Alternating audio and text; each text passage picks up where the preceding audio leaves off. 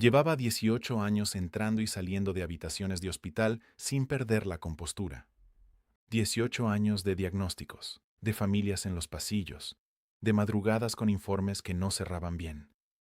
Pero aquella mañana, cuando entré en la habitación 14 de la planta de hematología del San Gerardo de Monza y vi que la cama de al lado estaba vacía, me senté en el borde de mi colchón y no pude levantarme en 20 minutos. No lloraba. Solo miraba las sábanas dobladas con esa precisión clínica que tienen las enfermeras cuando ya no hay nadie que volver a cobijar, y entonces recordé lo que él me había dicho la noche anterior, con esa voz tranquila que no encajaba en ningún muchacho de 15 años. Me lo dijo mirándome a los ojos. Me dio algo entre las manos y me dijo que no lo abriera todavía. Lo guardé. Durante 16 años lo guardé sin abrirlo. Mi nombre es Luca Ferrini. Tenía 23 años cuando ingresé en el Hospital San Gerardo de Monza el 3 de octubre de 2006. Diagnóstico: infección bacteriana severa con fiebre alta sostenida y posible afectación renal. Estudiaba tercero de medicina en Milán. Creía en Dios de la misma manera en que uno cree en el oxígeno, porque está ahí, porque te han dicho que está, pero sin haber pensado mucho en ello. Dormía 8 horas, tomaba café solo, tenía un apartamento con 3 plantas que se me olvidaba regar. Esa era mi vida. Hasta que me pusieron en la habitación 14, y en la cama junto a la ventana estaba él. 3 cosas que no puedo explicar todavía. Primera, el nombre que Carlo pronunció aquella noche, un nombre que yo nunca le había dicho, un nombre que pertenecía a alguien que yo creía haber perdido para siempre. Segunda, lo que encontré dentro de aquel objeto cuando por fin lo abrí, 16 años después, en una ciudad que Carlo me había indicado antes de morir. Tercera, ¿por qué el médico jefe de hematología del San Gerardo me llamó en 2022, 15 años después de aquella noche, para pedirme que testificara ante una comisión del Vaticano sobre lo que había vivido en esa habitación? No te cuento el final todavía. Primero necesito que entiendas quién era yo cuando entré por esa puerta. Antes de continuar, un momento solo para dar las gracias a 2 personas que han dado un paso al frente y se han hecho miembros de este canal, a Reina Monge y a Ramón Clivil. Hacerse miembro aquí es encender una vela en Asís, un donativo real para la basílica, donde hoy descansa Carlo. Gracias por mantener viva su memoria conmigo. Y ahora vuelvo a aquella habitación, porque todavía no te he contado lo más extraño de la primera noche. Llegué al San Gerardo en ambulancia. Temperatura de 41,3 grados centígrados, frecuencia cardíaca de 112 pulsaciones por minuto, presión arterial en 92/58, lo que en lenguaje médico se llama hipotensión moderada. El médico de urgencias que me recibió se llamaba Dr. Anselmo Bruni. Llevaba 31 años en aquel hospital y tenía la costumbre de hablar muy despacio, como si las palabras pesaran. Me dijo: «Joven, usted va a pasar aquí entre 5 y 10 días. Compórtese bien». Yo solo quería agua y una almohada que no oliera a desinfectante. La habitación 14 era una habitación de 2 camas. Estaba en la planta de hematología porque todas las demás plantas estaban llenas aquella semana. No era un paciente hematológico. Yo era un estudiante de medicina con una infección que había ignorado durante demasiados días por no perder clases. Pero la planta de hematología tenía una cama libre, y eso fue suficiente para que me pusieran ahí. Cuando empujé la puerta con el pie, porque tenía el brazo derecho ocupado con el gotero, lo primero que vi fue la luz. No la luz del techo, que estaba apagada, la luz de la ventana. Era una tarde de octubre y el sol caía casi horizontal sobre Monza, y esa luz naranja entraba por la ventana y daba directo en la cama del lado. Y en esa cama había un muchacho, 15 años, moreno, delgado de una manera que no era natural. Tenía el brazo lleno de vendajes en la parte interior del codo, esa zona que los hematólogos conocen demasiado bien. Tenía una laptop abierta sobre las rodillas, y me miró cuando entré con una expresión que no era de curiosidad ni de indiferencia. Era de reconocimiento, como si me estuviera esperando. Me dijo: «Bienvenido, soy Carlo». Así, sin apellido, solo Carlo. Yo me presenté, me acomodé en la cama con el esfuerzo propio de alguien con fiebre alta, y en 20 minutos ya estábamos hablando. Eso fue lo primero que me sorprendió, que hablar con él fuera así de natural, que no hubiera el periodo de incomodidad de dos extraños en un espacio pequeño. Carlo preguntaba cosas directas: qué estudiaba, por qué me parecía el cuerpo humano, si creía que había algo más allá de la biología. No como un filósofo de manual, como alguien que genuinamente necesitaba saber. Tenía fiebre de 37,8 grados. Lo supe porque la enfermera lo midió delante de mí aquella primera tarde. Era la sexta vez que le tomaban la temperatura ese día, me dijo, y siempre daba lo mismo, 37,8. No subía, no bajaba, como si su cuerpo hubiera encontrado un equilibrio extraño. Llevaba 11 días en esa habitación. Tenía leucemia promielocítica aguda, tipo M3. Es una de las formas más agresivas y también una de las que responde mejor al tratamiento si se detecta a tiempo. En el caso de Carlo, no se había detectado a tiempo. Había empezado a sentirse mal en los últimos días de septiembre. El 2 de octubre había ingresado. Y el diagnóstico había llegado con esa claridad brutal que tienen los resultados de laboratorio cuando no dejan margen de interpretación. Esa primera noche hablamos durante 2 horas. Después él cerró la laptop, se persignó, murmuró algo en silencio durante quizás 4 minutos y se quedó dormido. Yo tardé más. Me quedé mirando el techo con la fiebre bajando lentamente por efecto del paracetamol intravenoso y pensé en la conversación que acabábamos de tener. Y pensé que ese muchacho sabía algo que yo, con 3 años de carrera de medicina y toda mi vida por delante, todavía no sabía. Eso es todo lo que pensé aquella noche. Al día siguiente todo cambió. Carlos se despertó antes que yo. Cuando abrí los ojos eran las 6:42 de la mañana y él ya estaba sentado en la cama mirando por la ventana. No tenía la laptop, solo miraba. Le pregunté si había dormido bien. Me dijo que sí, que había soñado con Asís, que siempre soñaba con Asís cuando había algo importante cerca. Le pregunté qué era lo importante. No me respondió de inmediato. Se giró hacia mí y me preguntó si tenía familia. Le dije que sí, que tenía padres, una hermana. Me preguntó si había alguien más, alguien que hubiera perdido. Me quedé en silencio un momento. Le dije que sí, que había perdido a alguien hace 4 años, que no me gustaba hablar de ello. Él asintió, como si ya lo supiera. Se llama Marco, ¿verdad? 5 palabras. 5 palabras que me dejaron sin aire. Marco era mi hermano. Había muerto en un accidente de tráfico en septiembre de 2002. Tenía 19 años. Yo nunca le había mencionado a Carlo que tuviera un hermano. Nunca le había dicho su nombre. Llevábamos menos de 12 horas en la misma habitación. Eso es el Open Loop 1. Y todavía no te cuento cómo es posible. Pero hay algo más que ocurrió esa misma mañana. Algo que no tiene que ver con nombres ni con lo que Carlos sabía o no sabía sobre mí. Tiene que ver con lo que hizo después de decir eso. Buscó debajo de su almohada y sacó un sobre. Pequeño, de papel blanco, sellado con un poco de cinta adhesiva en el borde. Me lo extendió con la mano izquierda. Me dijo, guárdalo. No lo abras todavía. Ya sabrás cuándo. Lo guardé en el bolsillo interior de mi chaqueta, que estaba colgada en el armario pequeño junto a mi cama. Y no lo abrí. Durante 16 años. Esa misma tarde, mientras yo descansaba y Carlo estaba en una sesión con los médicos, entró en la habitación una mujer.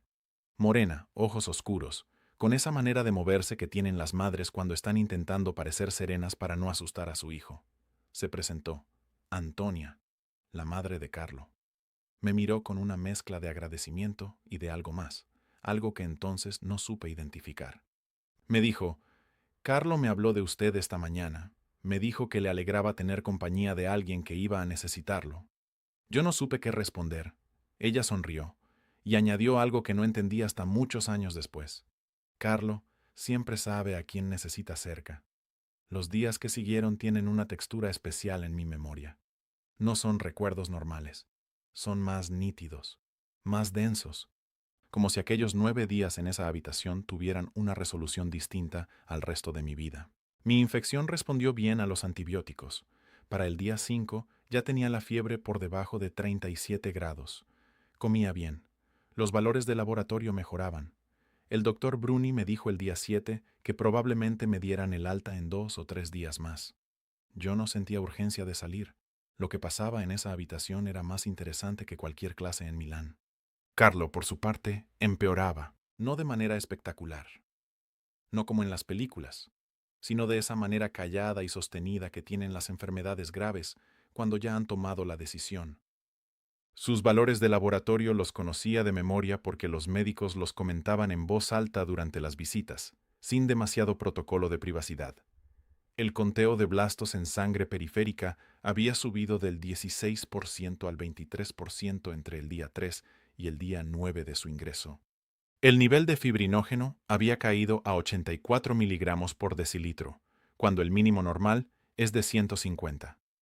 Estaba en coagulopatía. Y sin embargo, Carlo hablaba de todo, de la Eucaristía, que era su tema central, el que volvía siempre.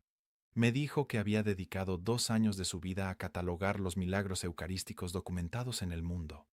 Más de 160 casos, me dijo, con fechas, con lugares, con análisis de laboratorio. Me habló del milagro del anciano del año 700, donde el pan y el vino se transformaron en tejido cardíaco y sangre tipo AB. Me dijo que los análisis modernos habían confirmado que el tejido cardíaco seguía vivo, que el músculo miocárdico preservado desde el siglo VIII no tenía explicación desde ningún modelo biológico conocido. Yo era estudiante de medicina. Le hacía preguntas técnicas. Él respondía con una precisión que no era la de un adolescente autodidacta. Era la de alguien que había pensado en esas preguntas durante años. Un día le pregunté si tenía miedo. Me respondió sin pausa. ¿De qué? Si me voy al mejor sitio. Si me quedo, termino la exposición. Estaba trabajando en una exposición de milagros eucarísticos.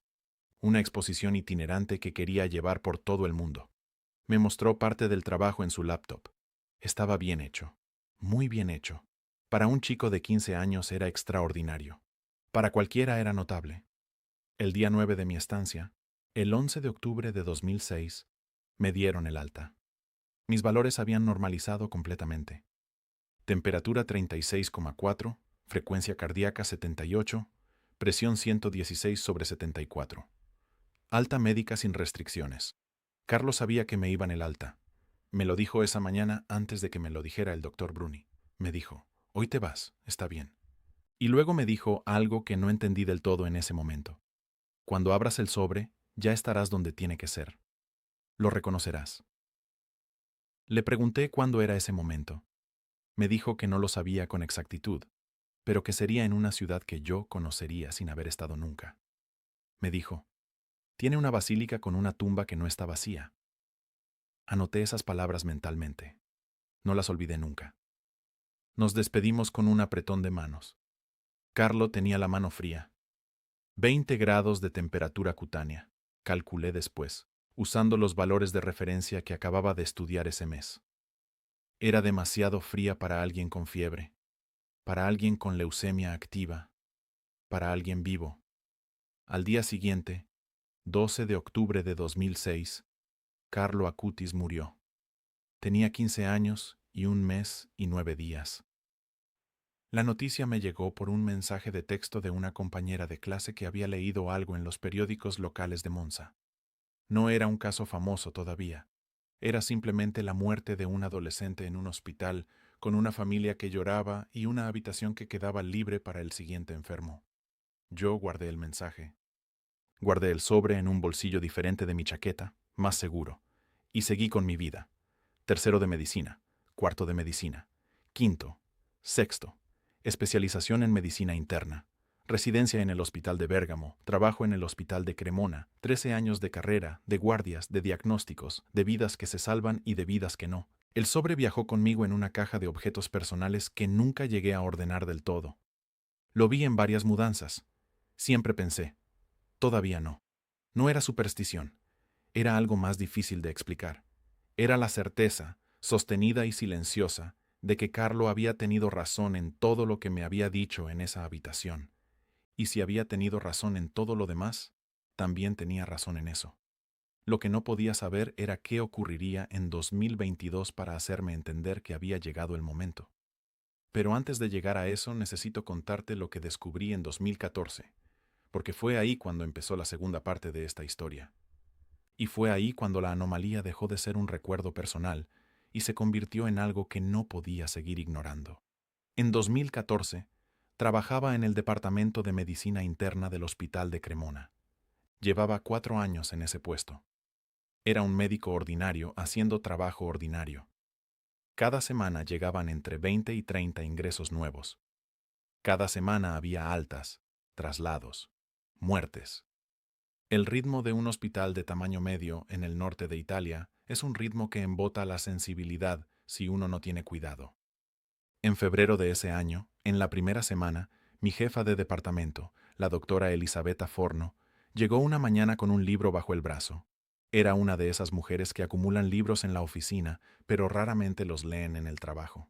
Ese día lo puso sobre mi mesa y me dijo: Ferrini, alguien me dijo que conociste a este chico. ¿Es verdad? Era un libro sobre Carlo Acutis. No recuerdo el título exacto. Recuerdo la portada. Una foto de él con la laptop. La misma laptop que yo había visto en aquella habitación del San Gerardo. Una foto en color, con esa luz que tienen las fotos de los adolescentes de principios de los 2000, algo desaturada, algo granulada. Me quedé en silencio unos segundos. Le dije que sí, que lo había conocido, que habíamos compartido habitación 9 días en 2006. La doctora Forno me miró de una manera que no supe leer bien, y me dijo: entonces deberías saber que en 2013 ocurrió algo en Brasil. Mateus Costa. 5 años. Campo Grande, Brasil. Páncreas anular. Una malformación congénita del páncreas que en su caso era severa, que comprimía el duodeno y producía una obstrucción que no respondía a ningún tratamiento convencional. Sus padres eran católicos devotos. Habían llevado al niño en peregrinación hasta donde reposaban los restos de Carlo Acutis en Asís. Habían rezado, habían pedido intercesión, y el niño había sanado completamente. La curación se documentó el 17 de noviembre de 2013. Los médicos que llevaban el caso firmaron que no había explicación médica posible. El páncreas había vuelto a su morfología normal en un plazo de días. Sin cirugía, sin tratamiento nuevo, sin nada que justificara el cambio en las imágenes de resonancia magnética. Yo leí eso y pensé en los valores de fibrinógeno de Carlo, 84 miligramos por decilitro. Pensé en su temperatura cutánea de 20 grados cuando me dio la mano en la despedida.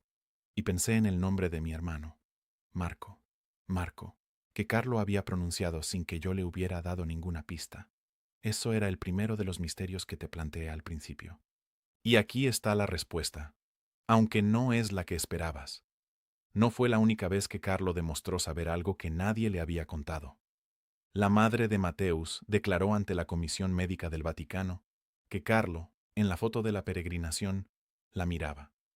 Que su mirada en esa imagen la había convencido de que alguien la escuchaba. Eso no es verificable. Lo que sí es verificable son las resonancias magnéticas de antes y después, con fecha, con número de expediente clínico, con firma de 3 especialistas en gastroenterología pediátrica. Fecha de la curación confirmada, 17 de noviembre de 2013. Número de expediente, CM-2013-4478. Hospital Universitario María Aparecida, Campo Grande. Diagnóstico previo. Páncreas anular grado 3 con obstrucción duodenal. Diagnóstico posterior. Morfología pancreática completamente normal. 3 especialistas. Ninguno encontró explicación. Empecé a investigar. No de manera obsesiva, de manera metódica como se investiga en medicina. Buscando datos, buscando fechas, buscando coincidencias que fueran demasiado precisas para ser coincidencias. Encontré la página web que Carlo había construido, la que me había enseñado en el hospital, la de los milagros eucarísticos. Seguía online, más de 160 casos documentados, cada uno con su ficha, lugar, fecha, análisis de laboratorio disponibles, estado actual de la reliquia o del fenómeno. Era el trabajo de una mente organizada y seria. Era el trabajo de alguien que no estaba interesado en el misterio por el misterio, sino en los hechos verificables detrás del misterio. Me quedé mirando esa página durante 1 hora en mi despacho del hospital de Cremona, y pensé en el sobre, todavía sellado en mi caja de objetos personales, en el armario del dormitorio de mi piso. Todavía no. Eso fue lo que sentí. Todavía no. Si este testimonio ya te está moviendo por dentro, hay algo que quiero decirte antes de seguir. Desde que conocí a Carlo, llevo siempre un rosario. No por costumbre, porque necesito tener algo entre las manos cuando las palabras no alcanzan. Si quieres tenerlo cerca y rezarle cada día, hay un rosario inspirado en su devoción en el primer enlace de la descripción, debajo del vídeo, y también en el comentario fijado. Llega a cualquier país. Míralo cuando termines. Y ahora escucha, porque lo que descubrí en los meses siguientes es el punto en que todo esto dejó de ser personal y se convirtió en algo mucho más grande.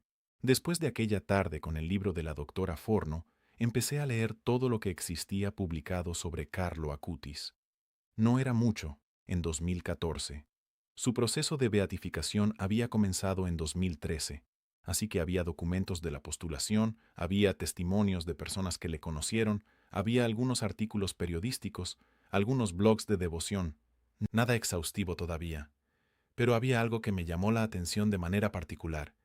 Varios testimonios de personas que le conocieron en los últimos meses de su vida mencionaban lo mismo. Carlos sabía cosas. No de manera exhibicionista, no anunciando que era clarividente ni nada por el estilo. Simplemente, en una conversación, nombraba algo que la otra persona no le había contado. Un nombre, una preocupación, una situación familiar que nadie había mencionado. Una mujer llamada Fernanda Tagliabue, que trabajaba de voluntaria en la parroquia de Sant'Angelo a Milán, donde Carlo había sido acólito, declaró en el proceso de beatificación algo que me heló la sangre cuando lo leí. Declaró que un día Carlo le preguntó por su hija. Ella le dijo que tenía 2 hijos, no una hija. Carlo sonrió y le dijo, la que viene. La señora Tagliabue estaba embarazada. No lo sabía todavía. El embarazo se confirmó 3 semanas después. Era una niña. Fecha del incidente según declaración. Marzo de 2006. 7 meses antes de morir. Eso no cerraba ninguno de mis open loops. Abría uno nuevo. Porque si Carlo hacía eso con regularidad, si sabía cosas que nadie le había dicho, entonces el nombre de mi hermano no era un caso aislado, era parte de un patrón. Y si era parte de un patrón, la pregunta no era cómo era posible que Carlo supiera el nombre de Marco. La pregunta era para qué me lo había dicho. ¿Por qué nombrar a Marco? ¿Qué cambiaba eso? Pensé en ello durante semanas. Llegué a la única conclusión que tenía sentido desde dentro. Carlo me nombró a Marco porque yo necesitaba saber que Marco seguía siendo real, que no había desaparecido en la nada de un accidente en una carretera provincial de Lombardía en septiembre de 2002, que había algo más allá de los valores de laboratorio y los diagnósticos y las altas médicas. Tenía 31 años cuando llegué a esa conclusión. Era médico. Tenía modelos mentales muy concretos sobre lo que es real y lo que no lo es. Y aún así, cuando puse en palabras esa conclusión, no sentí que estaba siendo irracional. Sentí que por fin estaba siendo honesto. El cuarto misterio que necesitas conocer para que el resto tenga sentido tiene que ver con la fecha. En 2015, el proceso de beatificación de Carlo estaba avanzando. Yo seguía en Cremona, seguía leyendo, de manera discontinua pero sostenida, todo lo que iba saliendo sobre él, y en uno de esos textos encontré algo que no esperaba. Antonia Salzano, su madre, había dado una entrevista a una revista católica italiana.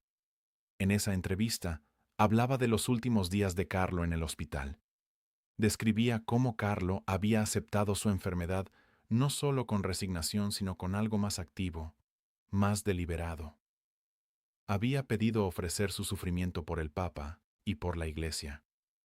Había dicho, literalmente, según su madre, ofrezco todos mis sufrimientos al Señor por el Papa y por la Iglesia, para que no haya purgatorio para mí y pueda ir directamente al cielo.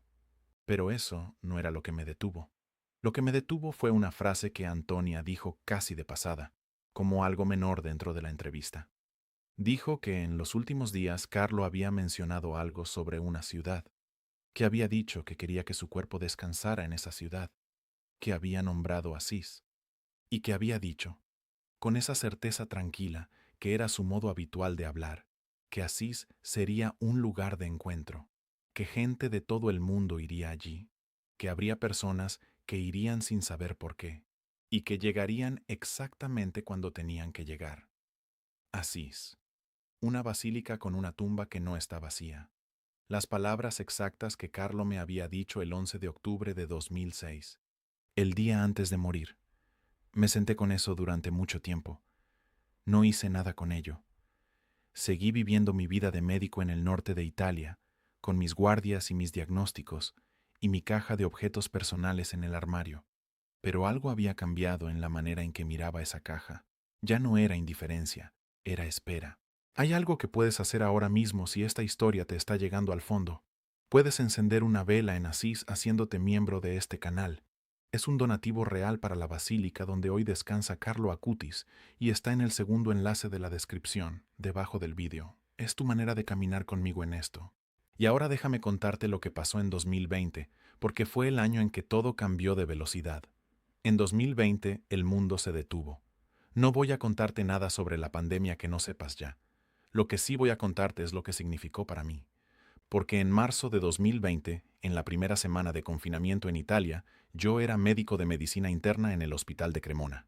Y Cremona fue uno de los primeros focos graves en Italia, uno de los primeros en el mundo. Lo que viví en esos meses está más allá de lo que este guión puede contener. No voy a intentar resumirlo. Solo voy a decirte lo que es relevante para esta historia. En el mes de octubre de 2020, mientras Italia salía lentamente de la primera oleada y entraba en la segunda, el Papa Francisco beatificó a Carlo Acutis. Fue el 10 de octubre de 2020, en Asís. Yo lo vi por televisión desde mi apartamento en Cremona. Estaba agotado. Llevaba meses trabajando turnos de 16 y 18 horas. Tenía 43 kilos de expedientes sin cerrar encima de la mesa. Pero cuando vi esa ceremonia me quedé inmóvil durante 2 horas.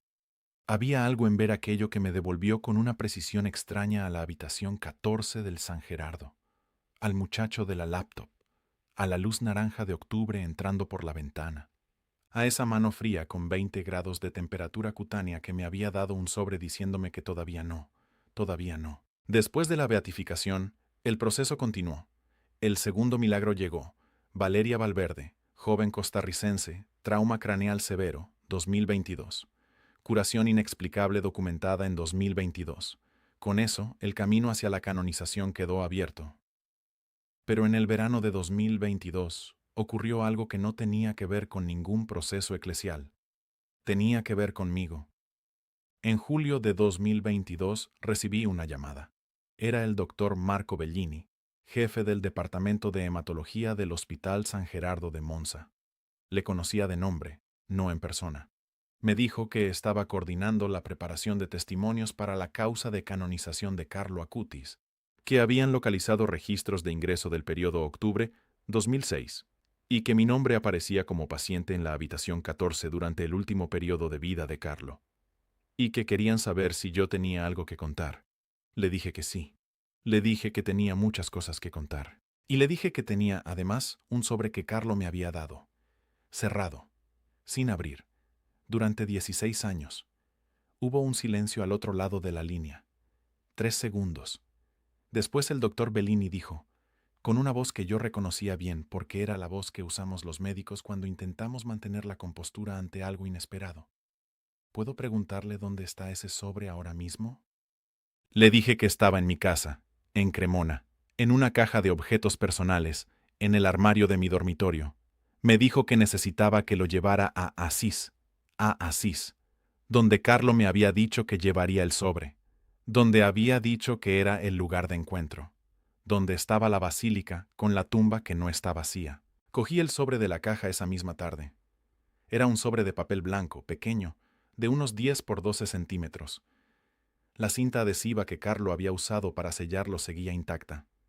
No estaba amarillenta, que era lo que esperaba después de 16 años. Estaba exactamente igual que el día que me la había dado. Eso podría ser una casualidad. Podría ser el tipo de cinta. Podría ser las condiciones de almacenaje. Podría ser muchas cosas. Lo sostuve en la mano durante unos minutos. No lo abrí todavía. En septiembre de 2022 viajé a Asís. Asís es una ciudad que no parece de este tiempo, no de una manera turística ni postiza, sino de una manera física, geológica casi. Las piedras son viejas de una manera que te entra por los pies en cuanto pisas el adoquín. El convento de la Porciuncola, la Basílica de Santa María de los Ángeles. La tumba de Carlo estaba ahí, en la cripta. Había gente de todo el mundo arrodillada frente a un sarcófago de vidrio que mostraba el cuerpo incorrupto, vestido con el uniforme escolar que había pedido llevar para su enterramiento. El cuerpo había sido exhumado en 2019 para el proceso de beatificación. Los médicos forenses que realizaron el examen habían documentado el estado de conservación, tejidos blandos presentes, coloración normal en zonas protegidas, sin signos de putrefacción activa. 13 años después del entierro, en condiciones de temperatura y humedad normales para el subsuelo de Umbría. Yo soy médico de medicina interna. Conozco los procesos de descomposición. Sé lo que ocurre en un cuerpo enterrado durante 13 años en condiciones estándar. Lo que documentaron los forenses en 2019 no encajaba en ningún modelo estándar de putrefacción que yo conozco. Pero eso no es lo que quería contarte sobre Asís. Lo que quiero contarte es lo que ocurrió la mañana del 14 de septiembre de 2022. Me había reunido el día anterior con el doctor Bellini y con 2 miembros de la comisión de postulación. Habíamos hablado durante 3 horas. Había contado todo: el ingreso, los 9 días, las conversaciones, el nombre de Marco, el sobre. Lo habían grabado. Habían tomado notas. Al final de la reunión, me habían dicho que regresara al día siguiente a la basílica, que querían que abriera el sobre en presencia de 2 testigos y de un notario apostólico. Esa noche no dormí bien. No por ansiedad, sino por algo más extraño. Una claridad. Como cuando después de mucho tiempo de nubes, hay un momento en que el aire se despeja y puedes ver hasta muy lejos. A las 9 de la mañana del 14 de septiembre, entré en la Basílica de Santa María de los Ángeles en Asís. Fecha: 14 de septiembre de 2022. Lugar: Asís, Italia. Cripta de la Basílica de Santa María de los Ángeles. Presentes: el doctor Marco Bellini, la doctora Susana Ferretti de la postulación, el notario apostólico don Pietro Mancini. Me arrodillé delante del sarcófago de Carlo durante unos minutos. No voy a contarte qué pensé o qué sentí en ese momento. Algunas cosas son demasiado propias para trasladarlas a palabras en un guión. Solo diré que la habitación 14 del San Gerardo estaba presente en ese momento de una manera que no es física, pero que tampoco es imaginaria. Me levanté. El notario me extendió el sobre una bandeja de madera. Lo tomé. Rompí la cinta adhesiva con cuidado, siguiendo el borde. Saqué el contenido. Era un papel doblado en dos. Un papel blanco de tamaño cuartilla, escrito con la letra de Carlo. Una letra pequeña, regular, con la inclinación hacia la derecha que tenía cuando escribía rápido, pero con intención. Lo que decía eran 4 líneas. 4 líneas que te voy a leer exactamente como las escribió Carlo Acutis en octubre de 2006, con 15 años, días antes de morir. Luca, cuando estés aquí, en Asís, delante de donde yo descanse, abre esto. Marco está bien. Tú también estarás bien. El lugar es Asís. La fecha: cualquier septiembre que necesites. Gracias por haberme escuchado. 5 frases. Marco está bien. Nombre: Marco. Lugar: Asís. Fecha: septiembre. 3 datos. Los 3 correctos. El notario apostólico don Pietro Mancini, que llevaba 22 años en ese oficio y que había estado presente en procesos de beatificación de 15 santos, me dijo después, en voz baja, cuando ya habíamos salido de la cripta. En 22 años nunca he visto nada así. Yo me apoyé en la pared exterior de la basílica, con el papel entre las manos, y me permití por primera vez desde 2002 llorar por Marco, sin contenerlo, sin el protocolo emocional que uno aprende en los hospitales para no derrumbarse delante de las familias. Simplemente llorar. Fueron 4 minutos y medio. Los conté porque soy médico y los médicos cuentan cosas. Sé lo que estás sintiendo ahora mismo, porque yo lo sentí de rodillas en esa cripta. Si quieres tener a Carlo contigo cada día, sostener algo entre las manos cuando reces por alguien que amas, ese rosario inspirado en su devoción está en el primer enlace de la descripción, debajo del vídeo, y también en el enlace de la biografía del canal. Cuentas en forma de rosa, para rezar con calma, para regalar a una madre, a una hermana o para ti. Llega a cualquier parte del mundo.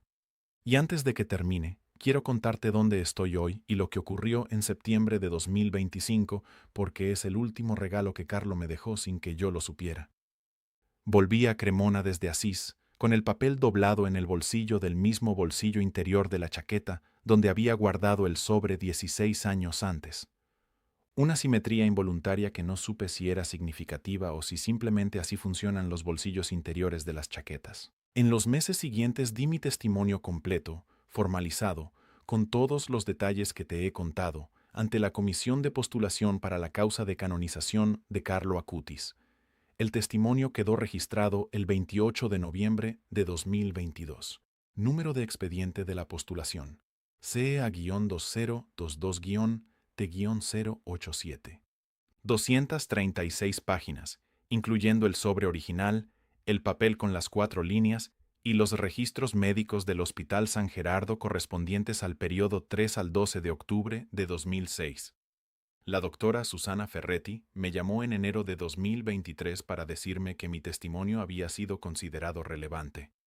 No me dijo en qué sentido exacto ni para qué parte del proceso. Los procesos de canonización son, entre otras cosas, ejercicios de discreción institucional. Uno aporta lo que tiene y después espera. Esperé. En ese tiempo cambié algunas cosas en mi vida.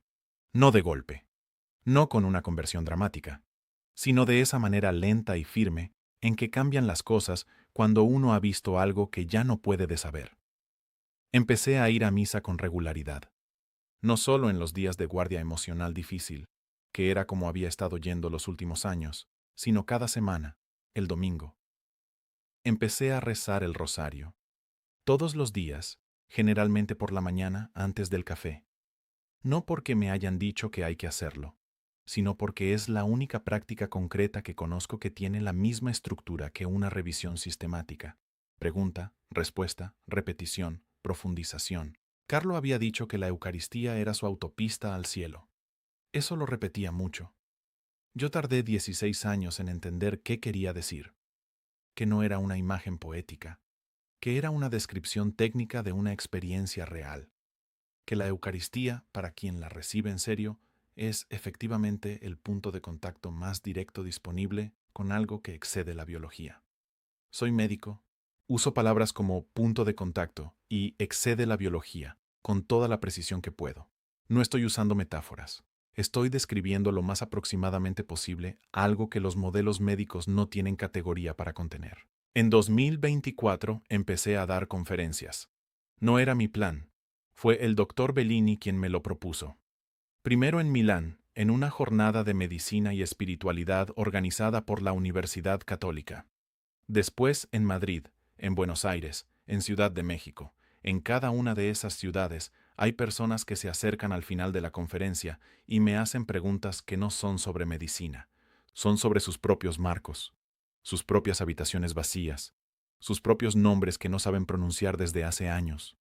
No tengo respuestas para todas esas preguntas. Tengo solo lo que tengo.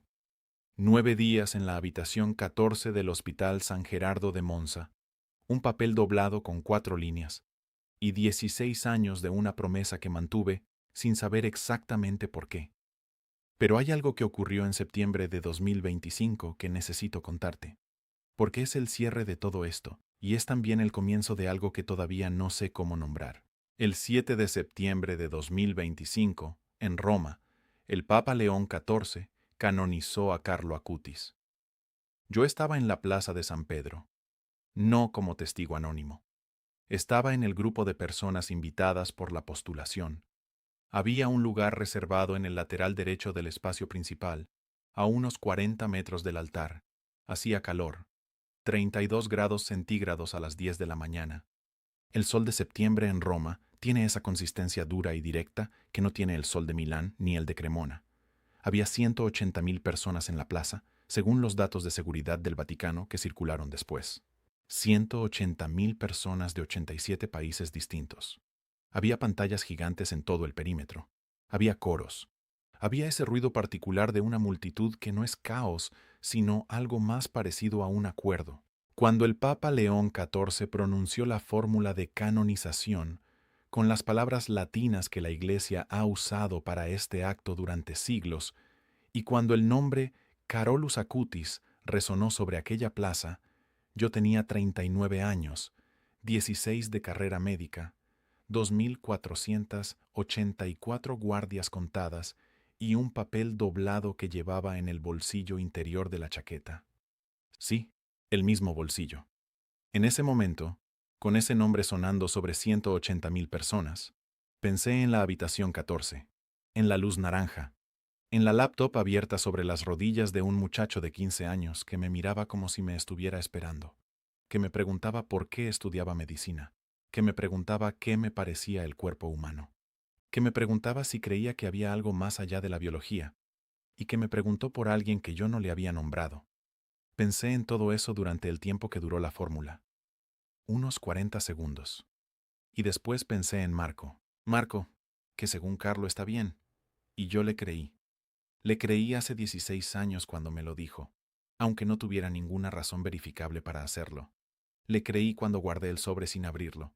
Le creí cuando fui a Asís en septiembre de 2022, en el mes que él había dicho. Y le sigo creyendo ahora, de pie en la plaza de San Pedro, con 32 grados sobre la cabeza y ese nombre resonando todavía en el aire caliente de Roma.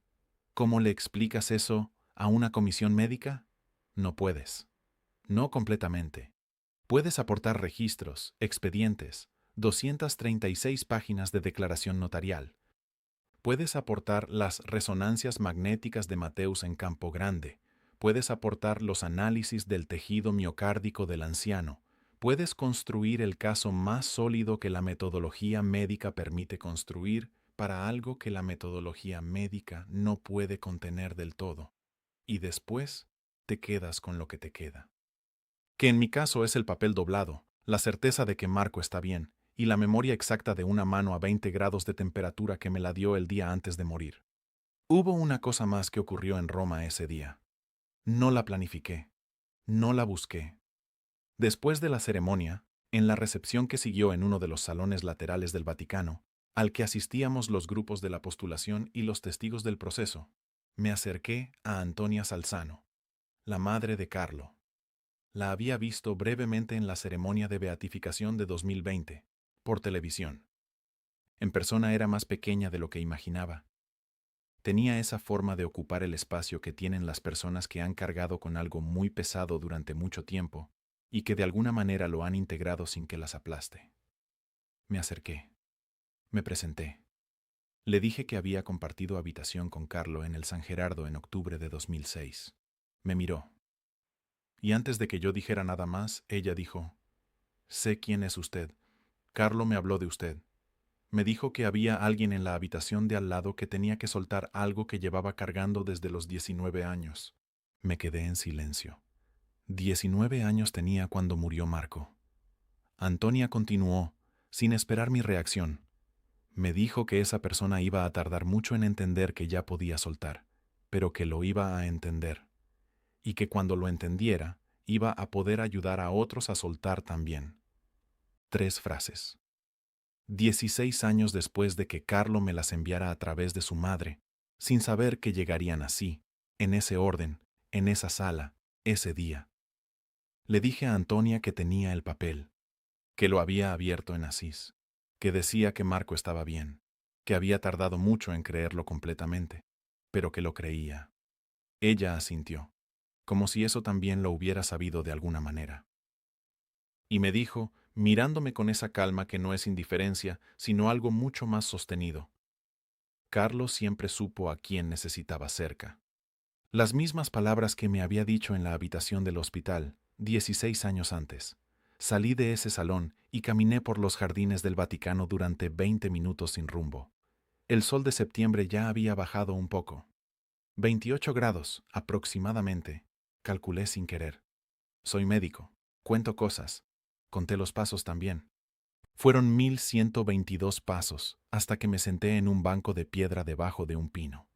Y me permití entender, con una claridad que no había tenido en 42 años de vida, que la historia que había empezado el 3 de octubre de 2006 en la habitación 14 del Hospital San Gerardo de Monza no era sobre enfermedad, ni sobre muerte, ni sobre sobrenaturaleza en sentido abstracto.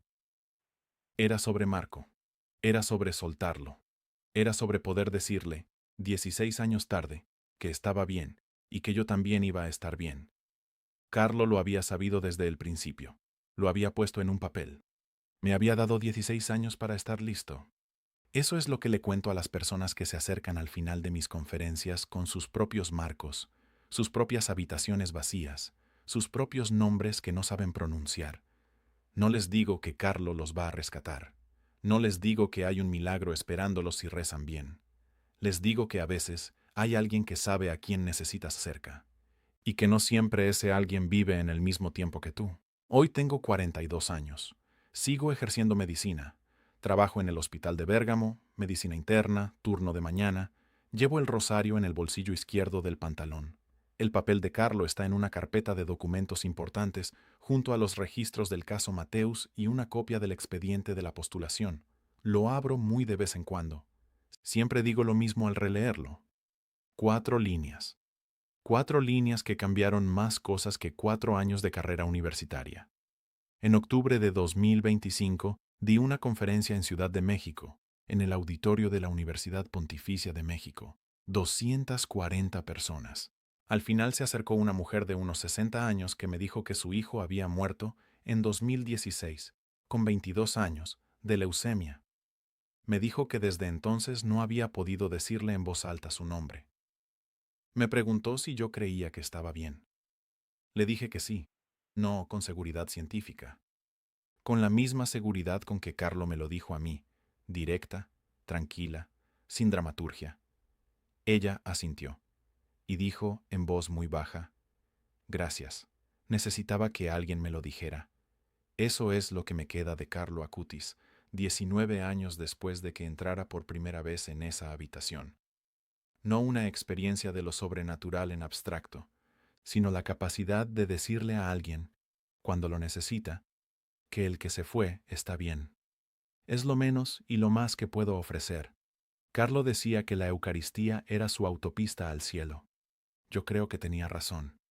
Y creo que las huellas del cielo están en todas partes. Solo hay que saber mirar. Si este testimonio te ha marcado tanto como marcó mi vida, te pido una sola cosa. Suscríbete a este canal y comparte este vídeo con alguien que necesite escucharlo. Hay personas que necesitan saber que el que se fue está bien. A veces, este tipo de historia es lo que les da permiso para creerlo. En este canal seguimos recogiendo las huellas que Carlo dejó por el mundo, cada semana, cada historia. Si quieres llevarte algo concreto de esta historia, hay un rosario inspirado en la devoción de Carlo, en el primer enlace de la descripción, debajo del vídeo, y lo verás también en el banner del canal. Cuentas en forma de rosa, para rezar con calma, para regalar a alguien que amas, para tenerlo entre las manos cuando las palabras no llegan. Llega a cualquier parte del mundo. Y si quieres encender una vela en Asís, sostener la basílica donde hoy descansa Carlo, hazte miembro de este canal en el segundo enlace de la descripción.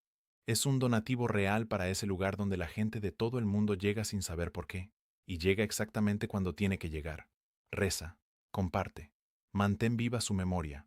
Carlo decía que la Eucaristía era su autopista al cielo. Las huellas del cielo están en todas partes. Solo hay que saber mirar.